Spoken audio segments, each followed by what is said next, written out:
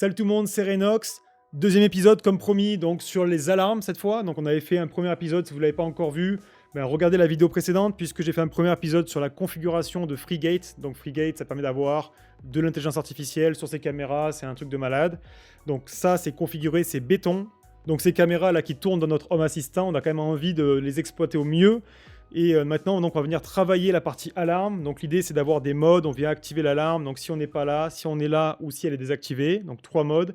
Et en fonction de ces modes-là, donc les caméras intérieures, extérieures se tourneront vers des positions prédéfinies ou se tourneront vers les murs pour ne rien filmer. Donc ça sera vraiment doublement sécurisé, hein. Même si quelqu'un nous pirate, ben, il filmera que le mur. Voilà, donc l'idée, c'est d'avoir quelque chose un peu sympa.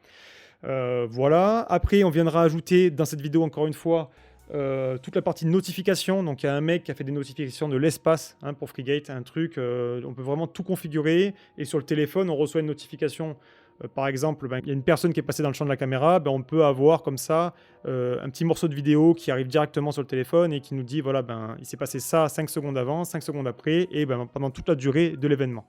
Donc ça, on va aussi le configurer ensemble. Enfin voilà, à la fin, vous aurez vraiment une alarme qui est fonctionnelle, quoi, un truc quasi professionnel dans le sens où ça fonctionne. Vous l'activez le matin, vous partez. Si quelqu'un passe dans le champ de la caméra, vous avez l'information, vous avez la preuve, vous avez tout. Voilà, et c'est royal. Donc c'est parti, second épisode. Ok, donc on se retrouve pour la deuxième partie de la vidéo. Je suis donc dans la partie sécurité de mon Home Assistant, toujours pareil. Donc la dernière fois, on avait présenté cette carte-là. Et maintenant, on va venir travailler sur la partie alarme. Donc là, je vous ai mis à disposition deux panneaux d'alarme différents. Donc celui-ci, c'est le panneau d'alarme classique, ok, celui que tout le monde a normalement, qui est inclus avec Home Assistant. Et celui-là, c'est un panneau d'alarme légèrement avancé, un peu plus joli.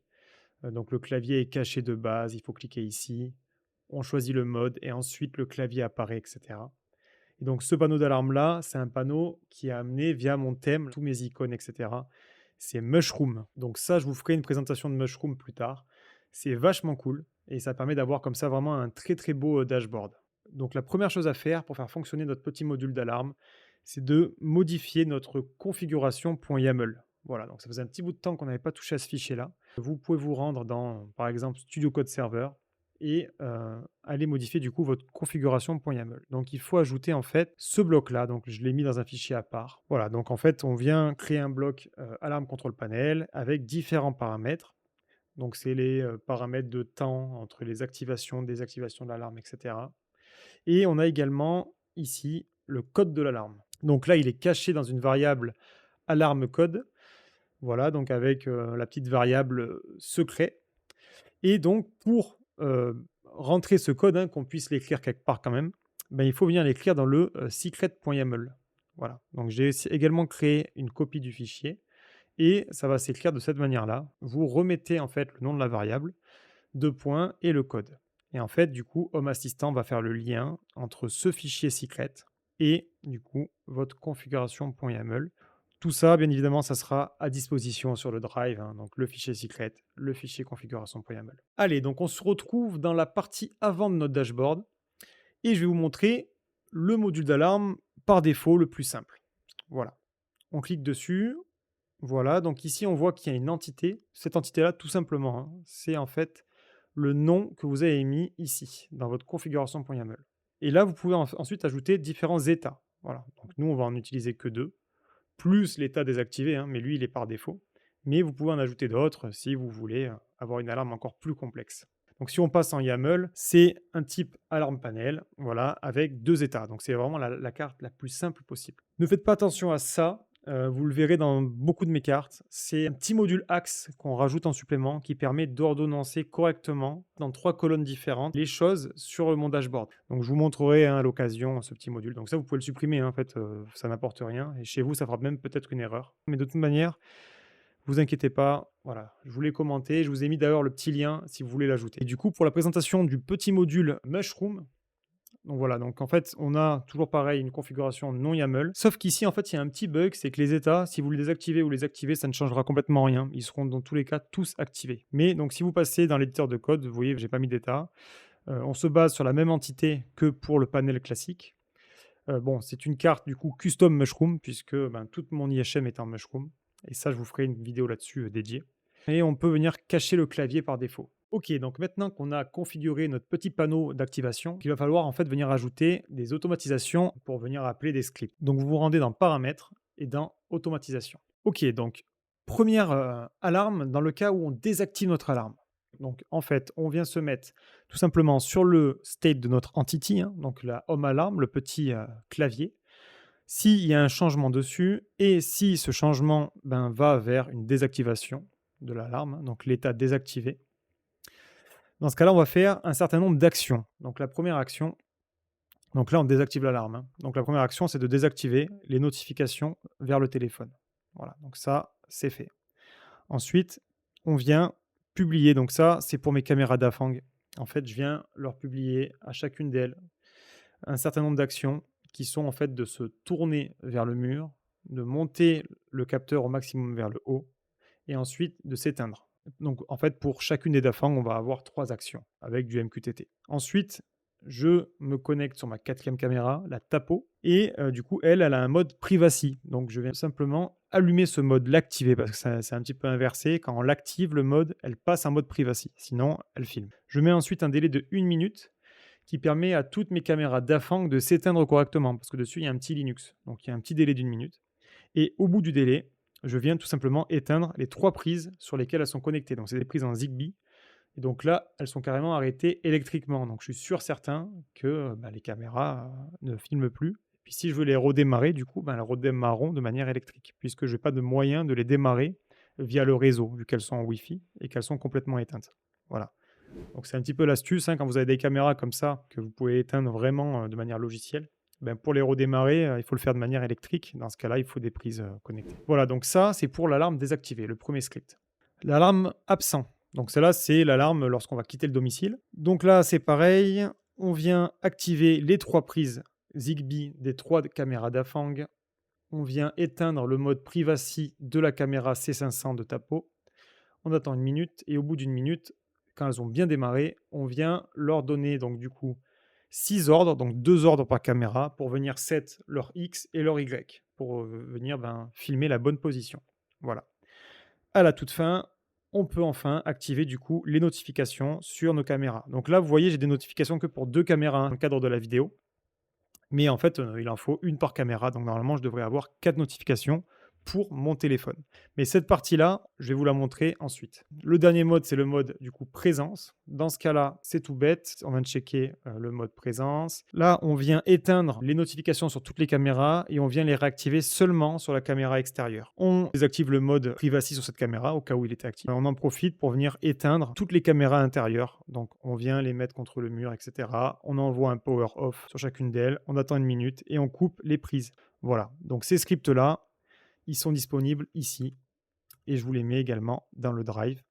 Donc après, c'est à adapter bien évidemment avec votre matériel, mais ça donne déjà une idée et ça vous permet d'avoir comme ça les déclencheurs qui vont bien en fonction de votre alarme. Donc maintenant, on va venir ajouter des petites notifications quand il y a des changements d'état de notre alarme. Si l'alarme est activée en mode absence, on vient créer comme ça une petite notification. Lorsque l'alarme change tout absent, on vient faire ce petit appel donc au service notify.notify avec un message de données alarme activée, mode absence, la date du jour. Donc ça, c'est super top. Ça permet d'avoir une petite comme ça notification pour le mode absence. On peut reproduire également pour le mode présence. Lorsque l'alarme est désactivée, on a également une notification. Donc, when home alarm change to désactivé. Donc ça, malheureusement, c'est traduit. On vient nous envoyer une petite notification pour nous dire que l'alarme est désactivée. Donc ça, c'est 3 notifications assez sympas pour les changements d'état. Maintenant, on va passer sur des notifications un peu plus costauds. Et ça, c'est vraiment le top du top. Ça permet vraiment d'avoir quelque chose de complet.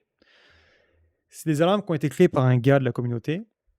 Et je vous ai mis du coup son Git ici.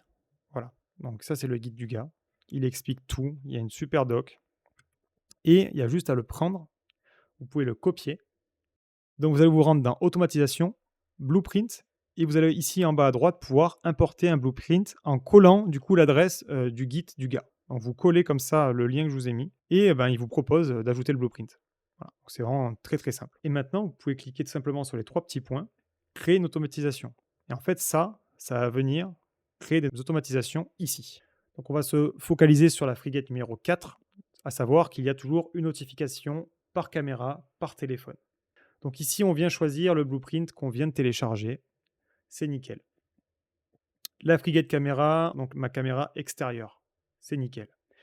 Ici, on vient ajouter nos téléphones. Donc, il faut avoir des téléphones qui ont dessus installé et configuré l'application Home Assistant. Donc, pour pouvoir déjà accéder à votre Home Assistant depuis l'extérieur. Donc, tout ça, il y a déjà des vidéos sur le sujet que j'ai présenté. Elle permet également d'afficher des notifications. Et donc, c'est ce qu'on va utiliser grâce à ce blueprint. Ici, j'ai ajouté mon petit message personnalisé. Donc voilà, donc détection, le type, ici on a le type de détection, donc ça va me mettre que c'est une personne, si j'ai activé la détection sur les personnes. La caméra, le nom de la caméra, et après on peut avoir un état en fonction de si la détection c'était dans le passé ou si elle a toujours lieu actuellement. Derrière, vous avez des tonnes d'options. Vraiment, voilà, là vous pouvez avoir ajouté du coup une pièce jointe, voilà, la couleur des notifications en fonction des OS, donc si c'est un iPhone, etc. Des live views différentes. Voilà, ici, moi j'ajoute l'objet personne parce que je veux filtrer que sur les personnes. Voilà, je le mets dès que je peux, je le mets. Si vous êtes actuellement à la maison, ça peut désactiver les notifications automatiquement ou les activer si vous quittez le domicile, donc en fonction de la localisation et tout du téléphone. Il y a des cooldowns pour pas se faire inonder de notifications s'il y a un mec qui est en train de, je sais pas, de couper un arbre devant chez vous. Donc ici, on peut avoir différents boutons, etc. à afficher sur les notifications. Donc voir le clip, voir un snapshot, passer en mode silence. Donc voilà, donc ça, c'est les trucs par défaut. Moi, je les ai laissés par défaut, ça marche super bien. Je vais vous montrer ça tout de suite après. Et on peut même avoir des notifications sur la télé. Voilà, donc si vous avez une Android TV, je pense, vous pouvez afficher carrément des notifications. Donc c'est un truc de malade. Et donc une fois que vous l'avez fait pour une caméra, eh bien, vous pouvez en fait tout simplement dupliquer pour les autres téléphones. Voilà, et vous avez un truc qui est royal. Je vous montre quand même très rapidement, voilà, donc je vous partagerai également le YAML de mon blueprint configuré, au cas où vous vouliez récupérer par exemple le message, etc. Voilà, donc ça c'est ma configuration, donc elle est très très simple. Mais je pense que vous allez peut-être, certains d'entre vous vont s'amuser à faire des configurations encore plus sympas. N'hésitez pas à le marquer en commentaire si vous trouvez des options sympas. Ok, donc c'est l'heure de la démo du futur de notre alarme aux petits oignons. Donc on est sur la partie sécurité du dashboard. La caméra extérieure est en mode privacy. Tout va bien. L'alarme est désactivée. Donc il n'y a aucune notification sur le téléphone. Je peux maintenant activer l'alarme. Donc je me mets en mode présence. Je tape mon code. Voilà. Directement, je reçois une notification comme quoi l'alarme est activée en mode présence avec la date du jour. Donc c'est super. Et vous voyez, la caméra s'est mise à pointer. Du coup, le chemin, c'est très bien. C'est exactement ce qu'on attend. Donc je vais sortir maintenant dehors et on va voir tout de suite ce qui va se passer sur le téléphone.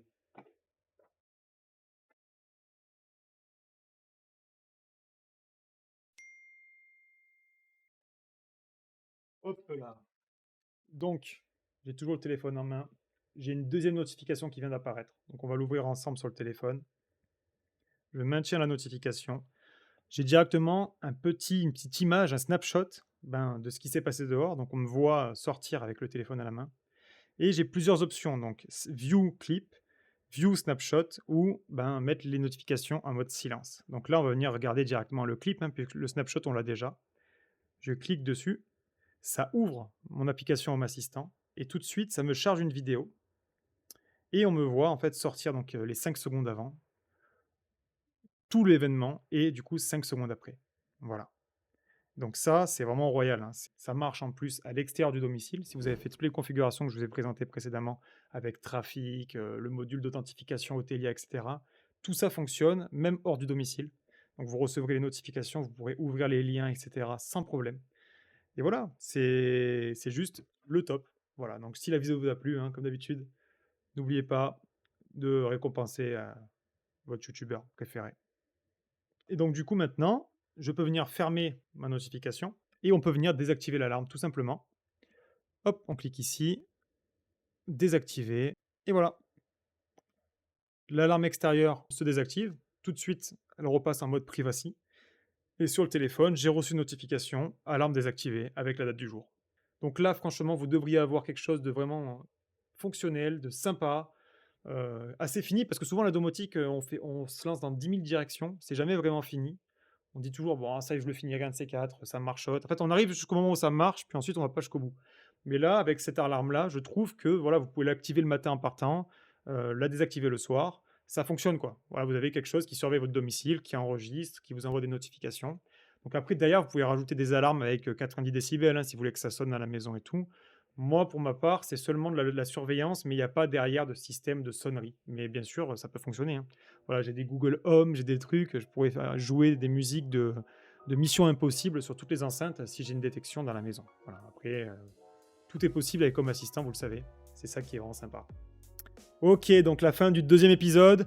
Voilà, normalement, maintenant, vous êtes, béton niveau sécurité chez vous. Vous avez une alarme, de fou furieux, hein, même dans les grandes entreprises, je suis pas certain qu'ils aient ça. À mon avis, ils préfèrent payer 3 pélos derrière un écran qu'avoir, tout ce système-là avec de l'IA et cetera. Non, franchement, vous avez quelque chose de béton. J'espère que tout fonctionnera pour vous. Comme d'habitude, si vous avez le moindre problème, n'hésitez pas, à poser des questions en commentaire et ben, abonnez-vous, likez la vidéo, ça permet de m'aider, d'aider au référencement. Voilà. Allez, je vous remercie et j'essaie de vous sortir une vidéo dans pas trop longtemps. Voilà, j'essaie de trouver du temps parce que je me régale à les faire, mais ça prend toujours un temps fou. Allez, merci beaucoup. Ciao, ciao.